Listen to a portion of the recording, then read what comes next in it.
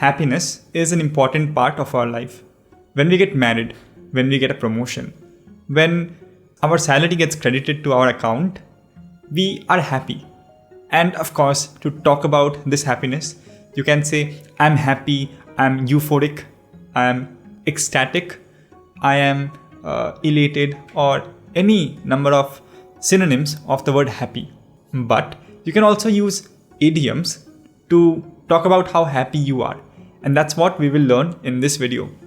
Native English speakers use these idioms all the time. लेकिन मैंने non-native English speakers को इन idioms को उतना use करते हुए नहीं देखा है. I've not seen them use these idioms so much. तो अगर आप use करोगे, then you will be different from the crowd. Hi, I'm Nilanjan, as you already know, and I welcome you to this channel. The first idiom that we have is on cloud 9. When you say that you are on cloud 9, it means you are extremely happy.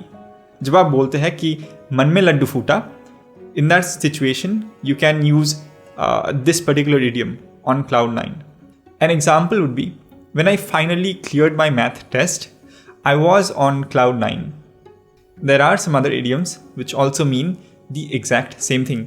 Extreme levels of happiness. Over the moon, on top of the world, thrilled to bits, as happy as a flea in a doghouse, in seventh heaven, and like a dog with two tails.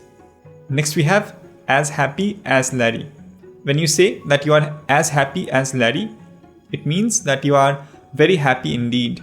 As happy as Larry is common in UK, Australia, New Zealand, and some other countries. But it's not so common in the United States. Over there, they instead say as happy as a clam. Couldn't agree more. Happy as a clam. Now, some people are always so cheerful and so carefree. So to describe them, you can say that they are happy-go-lucky people. Happy-go-lucky. For example, she is a happy-go-lucky kind of girl, always in good humor.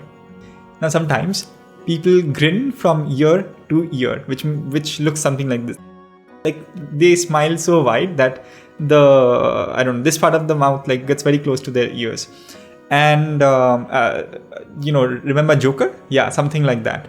So if somebody grins from ear to ear, they look very satisfied and very happy. Now, sometimes we hear a piece of information that makes us very happy.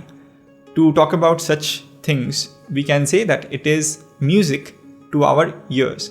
Just like music is very soothing and very comforting. If we hear something that makes us very happy, we say that it is music to our ears. For example, her compliments were music to my ears. Well, that's music to my ears. And the bad news? When people praise us, when people compliment us, we can say that they made our day, which means they made us very happy.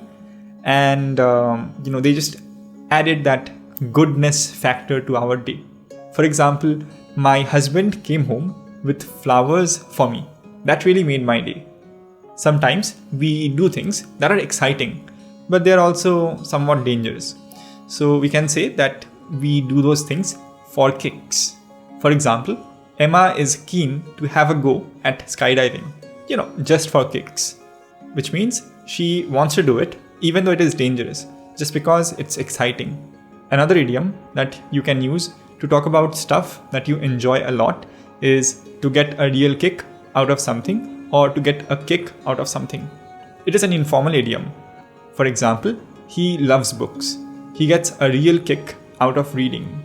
Now, think of the time when you were a kid and your parents took you to the Mela, some fair that was nearby. You perhaps saw some magic tricks. You had ice cream and did things that you liked. Or think of now, when you wake up, you see that your salary has been credited to your account. You go to work and your colleagues treat you well. They maybe throw you a party. Your boss praises you for all the hard work that you have done. And once you return home, you have a romantic dinner with your spouse or something. So in both the cases, you enjoy your life. You enjoy what's happening. So you can say that you are having the time of your life. To have the time of your life means to enjoy yourself very much. For example, the kids had the time of their lives at Disneyland. Now, you must have been in this situation where your friend or colleague wanted to do something, but you did not quite agree with their choice or their decision. And you tried to talk them out of it, but they would not budge.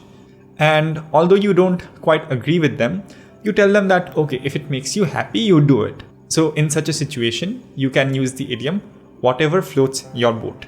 Over here, the word boat refers to their happiness, and whatever makes them happy, whatever keeps that happiness afloat, is what they should do. So you say, okay, fine, whatever floats your boat.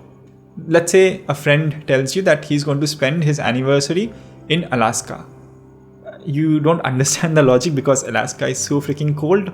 But since that's what makes your friend happy, you say, okay, whatever floats your boat. Which means whatever makes you happy, you do that. Yeah, congratulations. Whatever floats your boat. Okay, so I covered some 16-17 idioms in this video. If you want the text version of this lesson with all these idioms and actually even more, something like 30 more idioms like this, with their meanings and examples, and also when to use them, their history, different pieces of information that I'm sure you will find useful and interesting, check the link in the description. If the link is not available in the description yet, just wait for a few days. I'm currently working on it.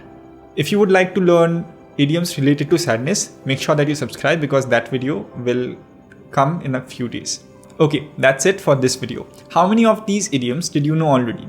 Do you know any other idiom related to happiness apart from the ones that I mentioned? Let me know in the comments. If you have any questions or suggestions, let me know about that also. Leave a like down below and share this video with anybody you care about. Also, to watch more videos like this, subscribe and hit the bell icon. Otherwise, you won't get notified when I upload more awesome videos in the future. That's it for today. Take care and stay safe. Bye.